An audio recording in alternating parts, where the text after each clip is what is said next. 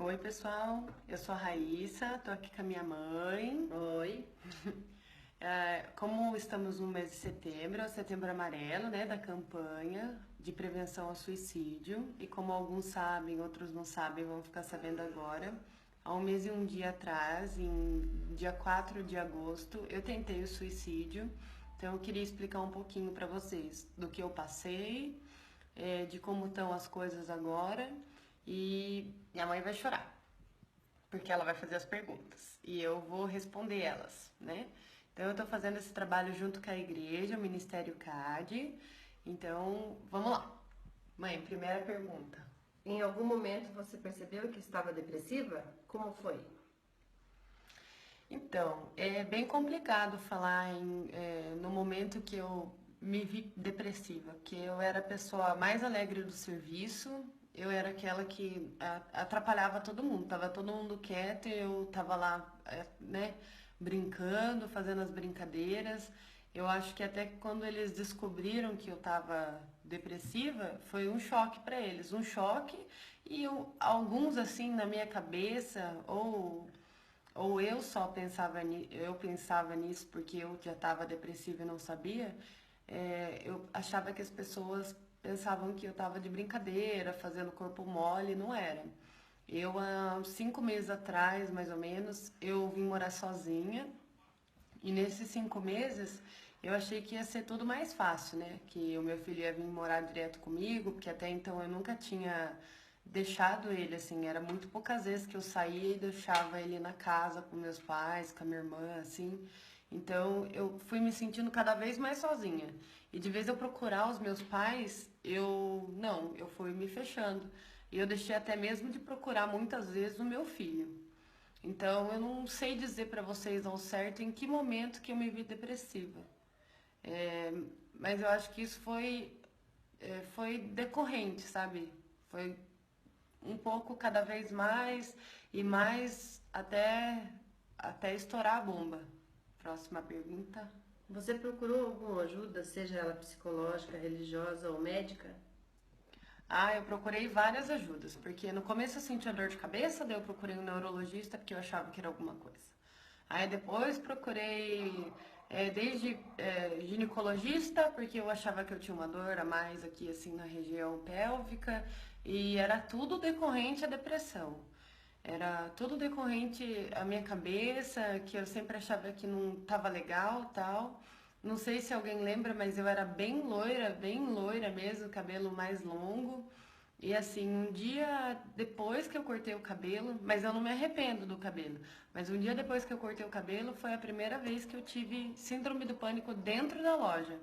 Eu tive um ataque mesmo do nervo repuxar, assim, de todo estremecer. Então eu não tive só depressão, eu tive síndrome do pânico junto, né? Mas eu procurei sim ajuda médica, até que eu fui encaminhada para psicóloga, que eu fui parar num psiquiatra e o psiquiatra falou: olha, primeiro você tem que ir na psicóloga, porque você tem que se abrir, que tem muita coisa. Você, né? Porque eu cheguei no psicólogo, não, psiquiatra, eu tava assim, ó, me apertando tudo. Ele falou: ó, você tem que procurar alguém para conversar. E a melhor pessoa que tem é um psicólogo. Na hora que ele falou isso, eu falei: ah, meu Deus do céu, né? Psicólogo, o que que eu vou falar pra ele? Vai rir da minha cara, imagina, né? E eu achei sim uma psicóloga ótima, ela me ajudou muito no começo. Hoje eu não estou fazendo mais tratamento com ela, mas é por outras, como que fala, mãe? Razões? Por outras razões, e não por ela não ser boa nem nada, porque a Cris, ela foi ótima. Próxima, mãe. Quais danos você acredita que a depressão causou no seu cotidiano?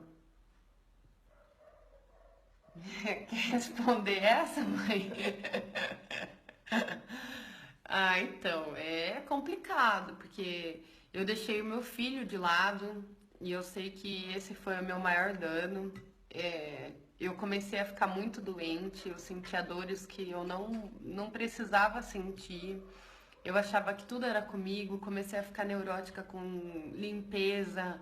Eu acho que é um pouco de toque, assim, das coisas da minha casa. Coitado do meu cachorro, até sofreu com isso esses dias atrás, porque eu passei tanto querosene na casa dele que coisou toda a boca dele, assim.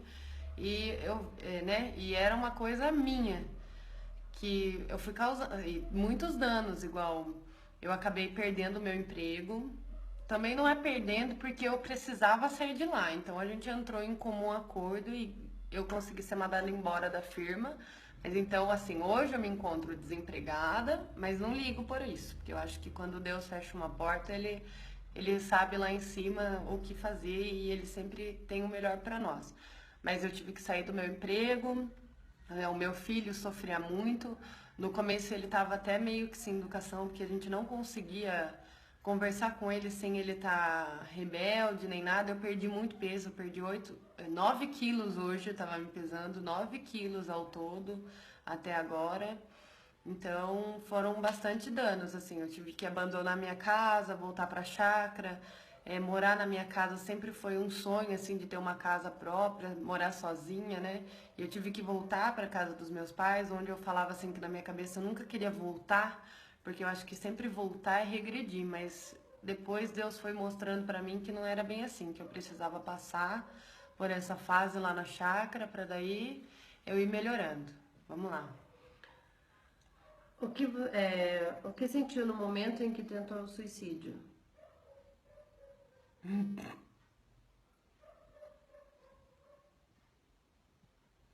Então, hoje eu até consigo sorrir. Mas, lembrando daquele dia assim, eu lembro que eu me senti muito sozinha. Eu acho que eu tentei ligar para dois, três amigos assim que não me atenderam na hora. Não me recordo nem quem era assim que eu tentei conversar e foi direto para a caixa postal. Aí eu tava deitada no sofá, tava assistindo filme e eu fiquei pensando assim, poxa vida, que bosta de mãe que eu sou. Primeira coisa que passou na minha cabeça. De tipo, ó, meu filho tá lá, eu não consigo ser mãe, eu tenho uma moto, né? Então eu não consigo trazer ele todo dia para minha casa. Gasolina não dá em árvore e assim, é horrível você depender das pessoas. Quem me conhece sabe o quanto eu batalho para ser independente, mas depender às vezes faz parte da vida, igual eu ia ter que pedir sempre pro meu pai, eu ainda peço hoje pro meu pai ou pra minha mãe trazer meu filho até a minha casa, vir buscar. E isso era uma coisa que me incomodava muito, porque eu sempre quis ter minha independência. Então ter que abaixar a cabeça para eles e ter que pedir alguma coisa era muito ruim para mim.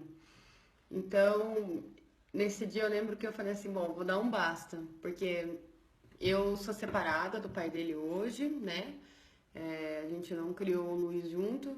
Eu achava que o pai dele, por ele ter uma condição melhor de vida do que eu, ser mais estabilizado, não só financeiramente, mas eu acho que até psicologicamente, eu achava que o Luiz ia ser melhor sendo criado pelo. Mesmo eu deixei uma carta, né, falando que eu queria que ele fosse criado pelos meus pais, mas como eu não estava em jogo, eu achava que ele ia ser um pai melhor, poder pegar o Luiz sempre, tal. Não que eu sempre impedisse ele de fazer isso, mas é que com a nossa situação, ele não tinha tanto assim, ah, mãe, me ajuda, vai. Não tinha tanta de pegar o Luiz toda hora, não era muito, não que não seja presente, eu posso estar até falando abobrinha, mas ele não era daquele pai que pegava quase todo dia, via todo dia, de ligar todo dia. Então eu achava que isso ia mudar a vida do meu filho, porque eu não estava conseguindo ser mãe. Então eu acho que ele poderia ser o que eu estava faltando, né? Eu acho que de não incomodar mais meus pais com os meus problemas, eu achei que assim, no dia que eu cometesse suicídio, que hoje eu já penso totalmente diferente, eu achei que eu apenas ia apagar, dormir e ficar no escuro para sempre, assim, ia acalmar minha dor, porque eu ainda acho que não é uma frase clichê, mas é uma frase que eu poderia também usar, que quem tenta o suicídio não está querendo se matar, está querendo matar a dor, está querendo matar aquilo que mais incomoda. E no meu caso era o que me incomodava era o meu filho estar lá e não sempre presente comigo. O que me incomodava muito é eu ser sozinha. Gente, vocês não têm noção o quanto é horrível ser sozinha. É você entrar na sua casa e por mais que tenha um cachorro, você dá a comida pro cachorro, brinca um pouquinho ali pro cachorro, e daqui a pouco você deita ou senta no sofá para assistir alguma coisa, você olha pro lado e não tem ninguém. Não tem ninguém é a pior coisa do mundo que pode acontecer com o ser humano. É você ter que ficar muda, porque se você falar, você vai falar com quem? Com a parede? Não dá, né? Vamos lá. Como você enxergava a reação da sua família quanto a isso? Ah, é como eu falei, eu achando que eu fazendo isso, as coisas iam melhorar, né? Iam melhorar, que eu me sentia como se eu fosse um fardo ali, uma coisa ruim para eles. Coisa que hoje eu não acho, óbvio, né? Que eu não acho mais isso. Mas eu achava que eles nem fossem ligar, que minha mãe e meu pai iam até se sentir melhor, imagina, pensar isso. Mas na hora foi o que passou na minha cabeça, que ia chorar no velório, que ia enterrar, e depois beleza, que ia criar meu filho super bem, que tudo ia mudar. Outra? É. Como era a sua relação com o seu filho diante da depressão? Horrível, horrível. Essa pergunta é uma das que mais me machucam, assim, porque eu não, por alguns meses eu não conseguia nem ser mãe. Eu chegava lá na chácara só para brigar com ele, porque ele sempre estava não aprontando, tava fazendo as coisas de criança normal, só que ele ficava o dia inteiro com meus pais, com a minha irmã, com quem estava lá em casa. Aí eles ficavam de saco cheio, porque não é fácil ficar com a criança o dia inteiro ali na chácara, no celular, porque ele ficava muito no celular, assim, então ele incomodava. E pra mim, daí eu sempre era ruim, era que chegava, brigava e ele falava assim, eu não gosto, eu quero meu avô, quero minha avó, quero dormir com eles. Então a minha relação com meu filho foi ficando péssima. Então é isso. Você tentou se preencher, distrair de alguma maneira? Ah, eu paguei academia, 5 meses. Fui 5 vezes na aula. Eu tentei, mas eu não conseguia. A gente não consegue sair do lugar. A gente acha que deitar no sofá é muito mais fácil do que você tentar fazer uma caminhada, tentar se preencher. Até porque você não sabe o que você tem para preencher. Quando a gente está no ápice, sei lá, da depressão, a gente não consegue enxergar, a gente fica tapado, assim, não consegue ver o que tá fazendo mal, da onde vem isso, entendeu? Então eu até queria me preencher, mas eu não sabia como. Quando sentiu a cura? Ah, essa é a melhor parte. Então, quando eu senti a cura foi assim. Um dia depois que eu tentei o suicídio, eu recebi vários depoimentos assim de pessoas falando assim com muito menos dose do que eu tomei do remédio, as pessoas morreram. Então eu senti assim que, poxa, Deus me deu uma segunda chance. Eu nunca vou esquecer daquele dia. Quer dizer, de alguma parte eu esqueci, mas não porque eu quis, por causa dos remédios mesmo, né? Eu acho que eu fiquei uns 2, 3 dias dopada. Uhum, 3 dias. Eu fiquei mais ou menos uns 3 dias dopadas. Daí eu lembro que no primeiro dia, só lembro porque eu revi as mensagens, um pastor chamado Sidney entrou em contato comigo e perguntou se a gente podia conversar. Aí eu falei pra ele assim, lembro de um momento que eu falei assim, nossa pastor, você é da onde? Já tava bem arisca, sabe? Ele falou assim, eu sou de São Paulo. Eu falei, tá bom, você é de São Paulo, tem um monte de gente aí, você acha que vai conseguir salvar eu aqui, né? E falei pra ele assim, e, e eu fui horrível, fui bem mal educada. E ele falou assim pra mim, é,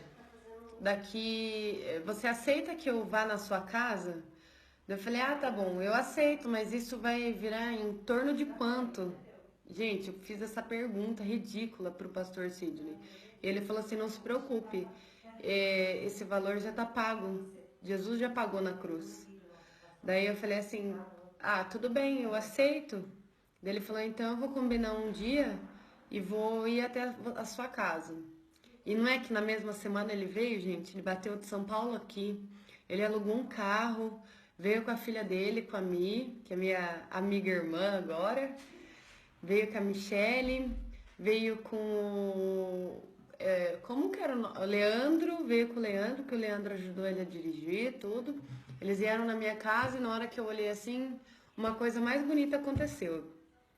Porque poucas pessoas sabem assim, mas meu pai é espírita, a minha avó sempre foi muito católica e ela é daquela católica que ela jura que o padre, antes de morrer, falou para ela que não era para ela ir em nenhuma outra religião e não escutar ninguém a não ser um padre. Então ela, na hora que eu olhei assim, tava todo mundo reunido na minha casa. Eu sei que eles não estavam reunidos só por causa do pastor, né? Pelas palavras, e sim eles estavam reunidos por mim. Então foi na hora que eu senti a cura, que eu senti minha família unida. E quando o pastor começou a falar comigo, que eu consegui desabafar tudo do que eu sentia, no que a gente terminou, ele falou que ele ia fazer um culto dentro da minha casa. E antes dele começar a orar, a Michelle cantou. E ela cantou uma música tão linda assim que, nossa, foi direto no meu coração e eu senti.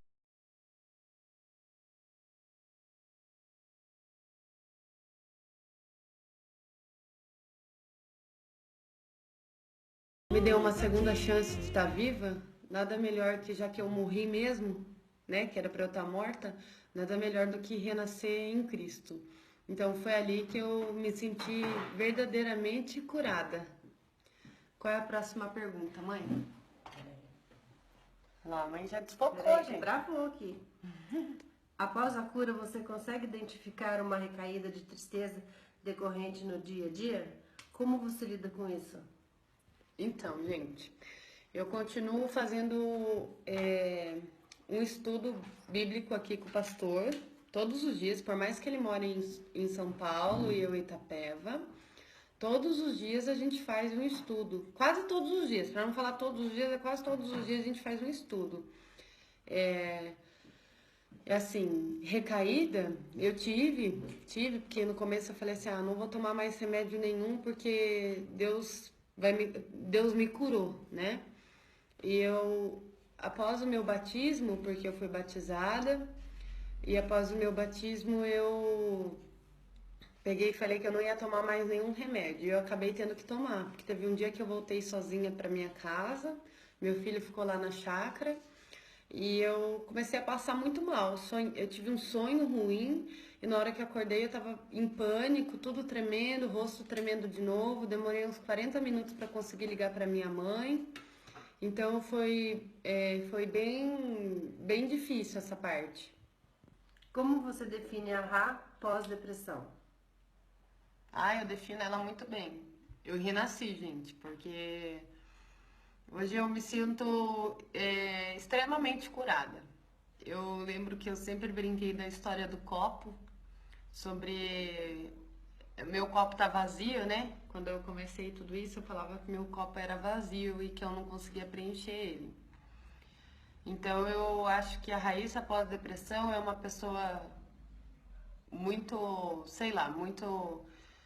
Acho que vitoriosa, posso dizer isso, muito forte, porque eu aprendi a ter uma fé que hoje ninguém abala essa minha fé. Não tenho o que dizer sobre a minha fé, assim, é muito forte. O Deus que eu tenho dentro de mim, eu falo assim que se eu pudesse mostrar para as pessoas da forma que eu enxergo a Deus, nossa, as pessoas da minha volta iriam ficar tão felizes quanto eu sou hoje.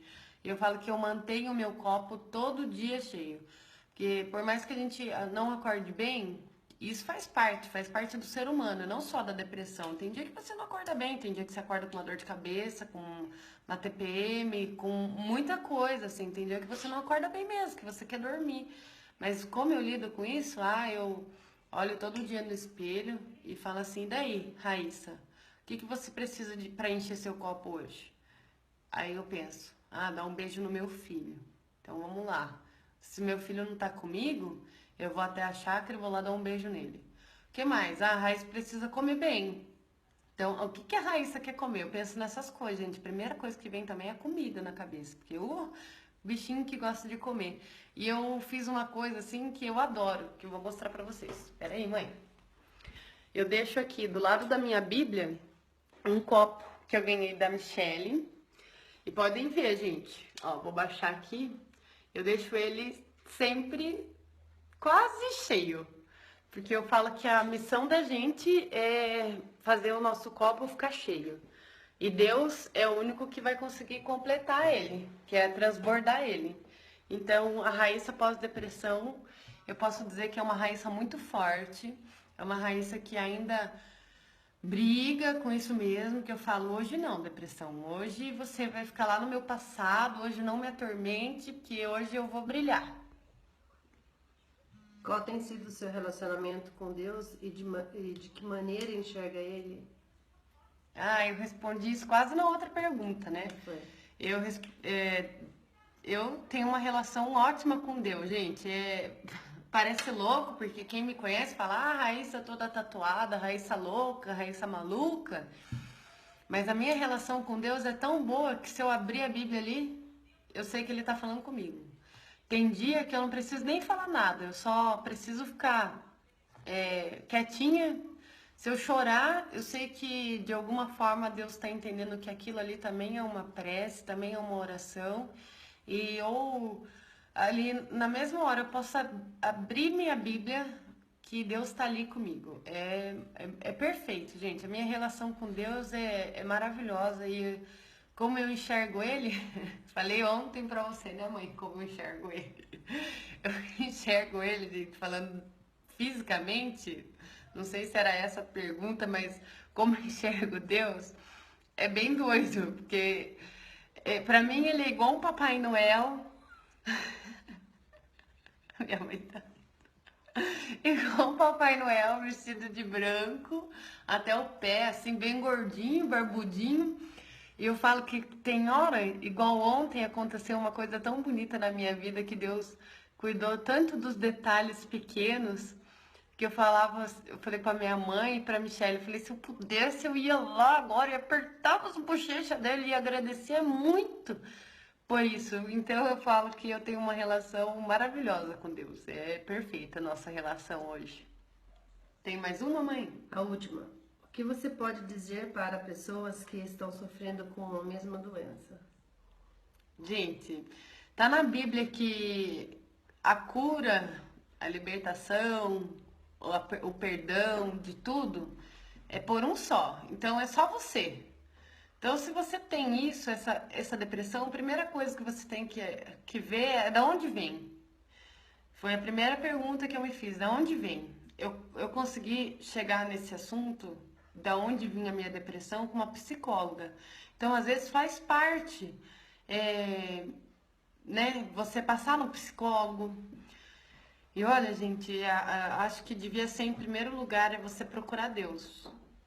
Procurar Deus, porque Deus é a única pessoa, é o único ser no mundo que vai poder te curar dessa depressão. É a única pessoa é o único ser que vai conseguir te encher de luz, encher você de esperança, igual hoje eu sou a pessoa. Mãe, conta aí, eu não sou a pessoa mais esperançosa